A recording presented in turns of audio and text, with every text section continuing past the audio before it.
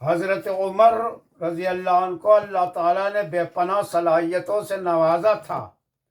انہوں نے حکومت کا باقاعدہ انتظامی ڈھانچہ تیار کیا، مال، فوج اور مالگزاری کے شعبے قائم کیے، فوجیوں کے لیے ماہانہ تنخواہیں مقرر کیں، انہوں نے پہلی مرتبہ مردم شماری بھی کرائی، زمینوں کی پیمائش کرائی، بہت سے نئے شہر آباد کیے۔ انتظامی سہولت کے لیے پوری حکومت کو کئی صوبوں میں تقسیم کیا اور ہر صوبے کے لیے گورنر مقرر کیا۔ نئی سڑکیں بنوائیں، نہریں کھدوائیں، جگہ جگہ مہمان خانے اور مسافر خانے تعمیر کرائے۔ رعایا کا اس قدر خیال رکھتے تھے کہ بسا اوقات راتوں کو گلیوں اور راستوں میں پر نکل جاتے اور لوگوں کے حالات معلوم کرتے، غریبوں اور ضرورت مندوں کی بیت المال سے مدد کرتے اور وظیفے دیتے۔ اگر کوئی غیر مسلم فوجی خدمت انجام دیتا تو اس سے جزیہ نہ لیتے۔ جزیہ وہ ٹیکس ہے جو اسلامی حکومت غیر مسلموں سے ان کی حفاظت کے بدلے لیتی ہے۔ حضرت عمر رضی اللہ عنہ کی وفات ذی الحجہ 23 ہجری کی آخری تاریخوں میں ایک دن ابو لولو فیروز نام کے ایک ایرانی غلام نے دشمنی میں آ کر حضرت عمر رضی اللہ عنہ پر فجر کی نماز پڑھاتے ہوئے لگاتار 6 وار کیے اور بعد میں اپنے کو بھی خنجر سے مار ڈالا۔ انہی زخموں کی وجہ سے یکم محرم الحرام 24 ہجری کو حضرت عمر رضی اللہ نے وفات پائی اور حضور اکرم صلی اللہ علیہ وسلم کے پہلو میں دفنائے گئے۔ اس وقت تک 22,51,030 مربع میل پر مسلمانوں کا قبضہ ہو چکا تھا۔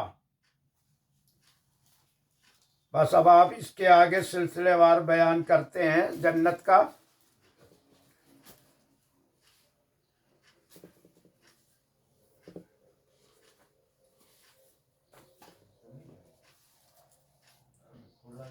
گنہگار مسلمانوں کا دوزخ سے نکل کر جنت میں داخل ہونا۔ بڑی تعداد میں مسلمان بھی دوزخ میں چلے جائیں گے جو گناہ کبیرہ کرتے تھے۔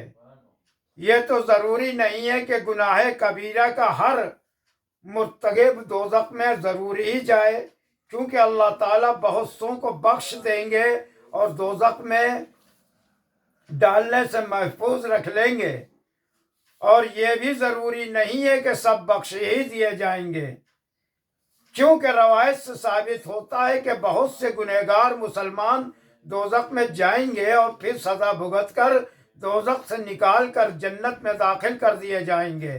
جنت سے تو کبھی کوئی نہ نکلے گا، نہ نکالا جائے گا، اور دوزخ سے گنہگار مسلمانوں کو نکال کر داخل جنت کر دیا جائے گا، اور دوزخ میں صرف مشرک و کافر ہی رہ جائیں گے جو ہمیشہ دوزخ میں ہی رہیں گے۔ والذین کفروا وکذبوا بآیاتنا اولئک اصحاب النار ہم فیہا خالدون۔ بخاری اور مسلم میں حضرت ابو ہریرہ رضی اللہ عنہ سے مروی ہے کہ رسول خدا صلی اللہ علیہ وسلم نے ارشاد فرمایا کہ دوزخ کی پشت پر پل صراط رکھ دی جائے گی، اور رسولوں میں سے اپنی امت کو لے کر سب سے پہلے میں اس کے اوپر سے گزروں گا۔ اس روز رسولوں کے سوا کوئی نہ بولتا ہوگا، اور ان کا بولنا اس روز یہ ہوگا کہ اللہم سلم سلم، اے اللہ سلامت رکھ سلامت رکھ۔ اور دوزخ میں سعدان کے کانٹوں کی طرح بڑی بڑی سنڈاسیاں ہوں گی جن کی بڑائی کا اللہ ہی کو علم ہے۔ ان سنڈاسیوں کے سر زنبور کی طرح مڑے ہوں گے اور دوزخ سے نکل کر لوگوں کو ان کے بداعمال کی وجہ سے اچک رہی ہوں گی۔ پس ان کے اچکنے کی وجہ سے کوئی تو پل صراط سے دوزخ میں گر کر ہلاک ہو جائے گا، یہ کافر ہوں گے اور کوئی کٹ کر دوزخ میں گر جائے گا، پھر بعد میں نجات پائے گا، یہ گنہگار مسلمان ہوں گے، یہاں تک کہ جب اللہ تعالیٰ اپنے بندوں کے درمیان فیصلے فرما کر فارغ ہو جائے گا اور لا الہ الا اللہ کی گواہی دینے والوں کو دوزخ سے نکالنے کا ارادہ فرمائے گا تو فرشتوں کو حکم دے گا کہ جو شخص اللہ کو پوجتا تھا اس کو نکال لو۔ چنانچہ ایسے لوگوں کو فرشتے نکال لیں گے اور ان کو سجدوں کے نشانوں سے پہچانیں گے، کیونکہ اللہ تعالیٰ نے دوزخ کی آگ پر یہ حرام فرما دیا ہے کہ سجدے کے نشانات کو جلائے جو ماتھے پر ہوتے ہیں۔ چنانچہ یہ لوگ دوزخ سے نکال لیے جائیں گے جو جل بھن چکے ہوں گے، دوزخ سے نکال کر ان پر آب حیات ڈال دیا جائے گا، جس کی وجہ سے وہ اس طرح اگ جائیں گے جیسے بہتے ہوئے پانی کے خس و خاشاک پر جلد ترین بیج اگاتا ہے۔ مطلب یہ ہے کہ آنن فانن اس کی حالت ہی بدل جائے گی اور ایک دم بھلے چنگے خوبصورت ہو جائیں گے۔ حضرت ابو سعید خدری رضی اللہ تعالیٰ عنہ سے روایت ہے کہ حضور اقدس صلی اللہ علیہ وسلم نے ارشاد فرمایا کہ جب جنت والے جنت میں اور دوزخ والے دوزخ میں داخل ہو جائیں گے تو اللہ تعالیٰ فرمائیں گے جس کے دل میں رائی کے دانے کے برابر بھی ایمان ہو اس کو دوزخ سے نکال لو۔ چنانچہ نکال لیے جائیں گے جو جل کر کوئلہ ہو چکے ہوں گے، لہذا ان کو پھر نہر الحیات میں ڈال دیا جائے گا۔ ایک حدیث میں ہے کہ وہ حضرات موتی کی طرح نہر الحیات سے نکل کر جنت میں داخل ہوں گے۔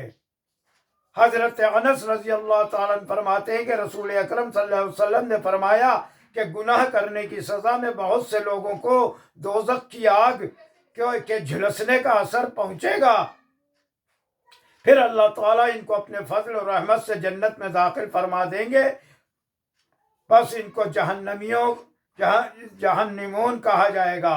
بخاری شریف۔ ان حضرات کو جہنمون کہنا ان کی تنقیص کے لیے نہ ہوگا بلکہ اللہ تعالی کی رحمت و مہربانی یاد دلانے کے لیے ہوگا تاکہ دوزخ کی تکلیف کو یاد کر کے جنت کے لطف میں اضافہ ہوتا رہے۔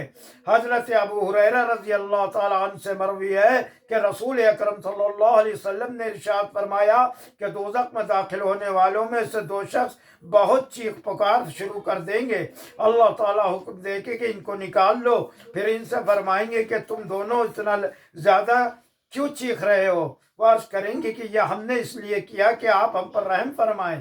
اللہ جل شانہ کا ارشاد ہوگا کہ بے شک میری رحمت تمہارے لیے یہ ہے کہ دوزخ میں جس جگہ تھے وہیں واپس جا کر اپنی جانوں کو ڈال دو۔ چنانچہ ان میں سے ایک اپنی جان کو دوزخ میں ڈال دے گا، جس پر اللہ تعالیٰ دوزخ کو ٹھنڈا اور سلامتی والا بنا دے گا، اور دوسرا شخص کھڑا رہ جائے گا جو اپنے کو دوزخ میں نہ ڈالے گا۔ اس سے اللہ تعالیٰ فرمائیں گے کہ تجھے اس چیز سے کس نے روکا کہ تو اپنے کو دوزخ میں ڈالے؟ وہ عرض کرے گا اے رب میں امید کرتا ہوں کہ جب مجھے آپ نے دوزخ سے نکال دیا تو اب اس میں واپس نہ کریں گے۔ اللہ تعالیٰ فرمائیں گے جا تیری امید پوری کر دی گئی۔ اس کے بعد دونوں شخص اللہ کی رحمت سے جنت میں داخل کر دیے جائیں گے۔ انشاءاللہ اس کے آگے کا بیان کل ہوگا۔ وآخر دعوانا الحمد للہ رب العالمین۔